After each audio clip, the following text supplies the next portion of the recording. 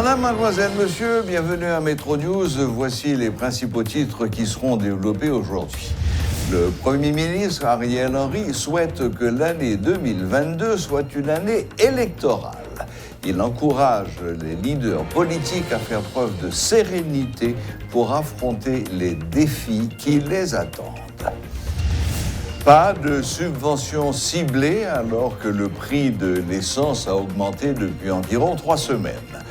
Des chauffeurs de taxi-moto exigent que le gouvernement régularise le secteur. L'ancien sénateur Youri Latortue appelle à l'organisation des élections au plus vite. Il salue les rencontres tenues entre les signataires des différents accords.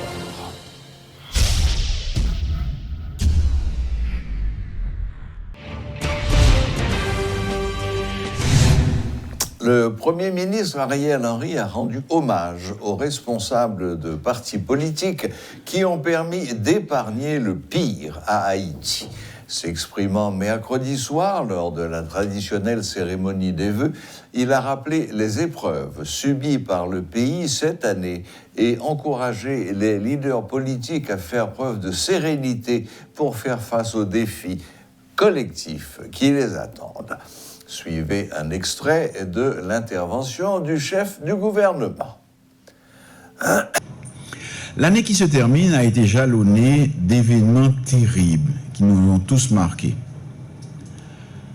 L'assassinat odieux du président de la République aurait pu déstabiliser complètement notre pays et nous entraîner dans un cycle dangereux d'instabilité et de perturbation sociale. Dieu merci, la sagesse et le sens élevé des intérêts supérieurs de la nation, manifestés par beaucoup de leaders politiques, de leaders de la société civile et des organisations populaires, nous ont aidés à passer ce cap difficile. En signant le 11 septembre dernier l'accord politique pour une gouvernance apaisée et efficace de la période intérimaire, ils ont épargné le pire à notre patrie commune. La nation vous sera reconnaissante et avec le recul saura apprécier votre abnégation et votre sens du bien commun. J'espère vivement que ces temps de fête inspirera tous nos compatriotes qui ont fait un choix différent et les portera à saisir cette main fraternelle que je leur tends, que nous leur tendons patriotiquement. Nous avons plus que jamais besoin d'unité et de sérénité pour faire face aux défis collectifs qui nous attendent dans les prochaines semaines et pendant toute l'année 2022. L'ancien sénateur Youri Latortue appelle à la formation d'un gouvernement issu d'un large consensus. Alors que l'ancien parlementaire discute avec les signataires des différents accords, il dit espérer que les élections auront lieu le plus rapidement possible afin d'avoir des dirigeants légitimes à la tête de l'État. Nous écoutons quelques propos du leader de AAA, Youri Latortue. Et nous-mêmes, pour nous discuter de points, il faut nous d'accord sur le global. Et nous pas d'accord sur un gouvernement qui gagnait, nous avons dit, un petit groupe. Nous d'accord sur un gouvernement largement large, un gouvernement de consensus. Donc, premièrement, nous ne sommes pas présents. Deuxièmement, nous ne connaissons pas qui ça qui discuté. Moi, je souhaité que toute démarche qu'a faite, ce n'est pas de discuter sur des points, mais de réaliser un accord large entre les différents groupes pour que le gouvernement ait une légitimité pour aborder la transition et la question des élections. L'ex-sénateur Youri Latortue s'inquiète des points d'ombre relevés dans un contrat que le titulaire du ministère de l'Environnement devrait signer, alors que c'est la signature de l'ancien ministre de la Planification qui est apposée au bas du document. L'ancien ministre du Plan a engagé l'État à vendre les crédits carbone d'Haïti pour financer des projets, souligne M. Latortue. Il a également révélé que les projets n'ont pas reçu l'avis favorable de la Cour des comptes et du contentieux administratif. Suivez les explications de Yuri Latortue. Un contrat de crédit carbone pour mettre un mécanisme financier pour que Haïti ait un projet à l'ordre de crédit carbone. Contrat ça, nous sommes obligés d'écrire au Premier ministre pour nous dire que dans le contrat ça, nous avons 3 grandes erreurs majeures. Et je dis, dans la question de crédit carbone, nous avons un mécanisme financier que vous mettez pour rassembler comme sur nous Haïti pour que vous montez des projets de développement. Et nous dit que l'on va comme ça fait. Premièrement, le ministère qui signe, ce n'est pas le ministère qui a cette responsabilité d'après justement le protocole d'accord sur la question environnement. Le ministère qui doit signer sur la question, ça, c'est le ministère environnement. Là, nous, c'est le ministère planification. Ça, c'est un. Deuxièmement, pas aucun accord à caractère financier qui pas doit avoir aval la Cour des comptes. Là, nous, c'est le ministre-là, simplement qui prend engagement avec firme-là. La troisième chose, pour qui ça c'est film ça? Hein? Pour qui ça c'est film ça? C'est son mécanisme financier. Hein? Pour qui ça que par on appelle d'offres, pour qui ça on va choisir meilleur là? Pour qui ça il est obligé de choisir un film directement pour le sien? C'est pas l'administration n'est pas l'administration privée, c'est l'administration publique. Donc moi écrit Premier ministre là, pour me dire que le gouvernement engage le pays à non bail de crédit carbone qui a mené jusqu'à des milliards de dollars. Moi avec petit bonheur parce que nous pas suivre bail et puis après 10 heures on va dire mais comme qui perdu dans crédit carbone même j'ai dans Petro Caribéen. Donc moi écrit et m'attend le Premier ministre. Plus de 3 semaines après l'ajustement à la hausse des prix des carburants à la pompe, la subvention ciblée annoncée par le gouvernement est toujours dans l'impasse. La commission devant être mise sur pied à cette fin serait constituée de façon partisane, dénonce la plateforme des associations machines et mototaxis d'Haïti, Plamota. En ce sens, ils réclament leur participation à cette commission et appellent les autorités à la régularisation du fonctionnement des mototaxis dans le pays. Les précisions du secrétaire général de Plamota, Dieudonné Jean-Charles. N'a dit pour l'histoire et pour la vérité. Plamota a habitué de travail avec plusieurs groupes syndicats. Tant que s'il ne prend pas exemple, FUTRA, APCH, MUT et Latrier. Jodia n'a clair pour tout le monde. Plamota n'a pas affilié à aucun groupe ni regroupement syndical dans le pays d'Haïti. Cependant, allié pas veut dire affilié. C'est ça que fait. Plamota dit, il saisit tendez, il y a une commission qui crée sous affaire subvention ciblée. Il y a un groupe pour compter, il y a 3 représentants. Pourtant, secteur taxi moto n'a pas aucun représentant. Comme ça n'a dit, à Premier ministre Ariel Henry, à tout ministre Finance, Michel Patrick Boisvert, spécialement qui a habitué de travailler avec Plamota dans l'ancienne commission pour modernisation transport en commun. Parce que nous, grands timouns, n'avons pas réponse très bientôt sous béton.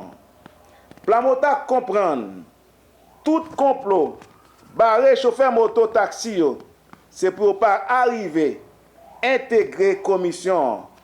Yon façon pour pas bénéficier de subventions ciblées. Comme ça, vous ne pouvez jamais régulariser, légaliser et même identifier secteur ça. Plamota allié dit complot ça pas passé ni pas empêcher Plamota porter revendication chauffeur moto taxi qui c'est premièrement faut que secteur taxi moto a 3 personnes qui représentent en dans commission subvention ciblée. Deuxièmement, nous demandons justice et réparation pour tout chauffeur qui était victime pendant le moment pays là. Troisièmement, faut que le gouvernement Ariel Henry à toute opposition améliorée, mettez sous pied, pressez une commission qui prend le travail sur revendication de toutes victimes. Quatrièmement, Plamota mandé tout chauffeur mototaxi à la ronde badé dans 4 coins pays, retenir mot d'ordre pour nous faire gros lever camper dans jour qui vient là contre décision malachongue et égoïste. L'ancien ministre de l'Éducation, Pierre-Josué Agénor-Cadet, défend son bilan. Invité à la rubrique Le Point, il a affirmé que 220 établissements scolaires ont été construits durant son passage à la tête du ministère. Il a également rappelé qu'il a poursuivi la normalisation du programme PSUGO, obtenu la nomination de milliers d'enseignants et renvoyé les fraudeurs. Suivez les précisions de Pierre-Josué Agénor-Cadet. C'est 222 écoles qui vont construire et réhabiliter dans tous les 10 départements du pays. Et dans le moment, même là, il y a près d'une trentaine qui finit l'école nationale, que moi-même avec le président Jovenel Moïse, j'ai inauguré et avant l'école là, ouverte là. Et toute l'école ça est là. Mais regardez, moi récemment, il y a un ministre de l'Éducation nationale là, et Marie-Lucie Joseph, qui est en place maintenant, qui parle encore, avec le Premier ministre Ariel et Henry, qui ont même inauguré une dans Fontenay. Et il y a tout dans la zone NIP, par exemple. Dans la Tibonite, il y a 6. Dans le NIP, il y a 3. Mais 3, ça nous été dans le NIP, sont des côtés qui n'ont jamais l'école du tout, l'école d'État. Parce que c'est ça que fait mon Fontenay, qui est content pile. Maintenant, près de 30 ans, c'est seul ça qui inaugure aujourd'hui. Maintenant, là, sous le frère là, l'aime ouvert l'école là, et pour l'année 2021, et en 19-20, on a annoncé que, on dit, aux zones en haut là, besoin de nécessité en l'autre ici. Parce que depuis longtemps, c'est seulement lycée et Pétionville qui là. OK? Effectivement, pendant ma parole là, lycée ça, dans le sous le frère, et nous était à 98% pour le définir. Donc, dans le moment que nous allons là, donc comme on n'a pas comment ça y est, est-ce qu'il finit? C'est le lycée national frère qui lui-même, qui va le porter nom président Jovenel Moïse. OK? Donc, bon, il y a deux autres qui ont fait là, ça, bon, c'est avec Don Japon 7, mais avec des marches et gouvernement. C'est le lycée Marie-Jeanne avec le lycée des jeunes filles. Okay. Nous nommons environ 15 000 enseignants dans le système, non? Et tout le monde nommé, il est à toucher. Il est rémunéré normalement. Nous payons des millions de gouttes d'arriérés pour les enseignants et même personnel ministère. Sans compter un pile de monde dans le ministère et Wendel, qui eux-mêmes, ils ont des contrats dans eux, nous venons nommer eux, agents de sécurité, mon petit personnel. Pendant qu'on a agi sur enseignants, sur directeur de l'école, on a agi tout sur les gens qui sont dans le ministère même, qui sont dans différentes boîtes à travers le pays. Et non seulement 222 l'école construit, réhabilité, nomination de 15 000 enseignants. Nous avons un plan là, qui c'est un plan décennal, éducation, pour l'année de 2021 à 2031. Mais ça doit être fait pour résoudre le problème du système. Mais le problème pour nous-mêmes, c'est que depuis longtemps comme ça, pas gain l'argent qui investit dans l'éducation. Le nombre de cas de Covid-19 depuis le début de la pandémie a dépassé les 100 millions sur l'ensemble du continent américain, a annoncé mercredi l'Organisation panaméricaine de la santé, OPS. Plus de la moitié de ces cas, 51 millions, ont été signalés aux États-Unis et 22 millions au Brésil, selon l'OPS, qui indique aussi que des cas de variant Omicron ont été signalés dans 19 pays et territoires du continent. Les pays doivent maintenir leurs mesures de santé publique pour limiter la transmission du virus et l'ajuster aux risques locaux de propagation, a déclaré dans un communiqué la directrice de l'OPS, Carissa Etienne. Selon l'OPS, la majorité des pays des Amériques auront atteint ou dépassé d'ici la fin de l'année l'objectif fixé par l'Organisation mondiale de la santé de 40% de la population éligible vaccinée contre le coronavirus. Mais certains pays comme Haïti, le Guatemala ou la Jamaïque devraient ne pas y parvenir. Voilà, la boucle est bouclée. Merci de nous rester fidèles. Et comme il n'y aura pas de Métro News demain vendredi, je vous souhaite dès à présent de passer de très belles fêtes de Noël dans la paix, dans la sérénité et dans l'amour de vos proches. À la prochaine, même heure, même chaîne.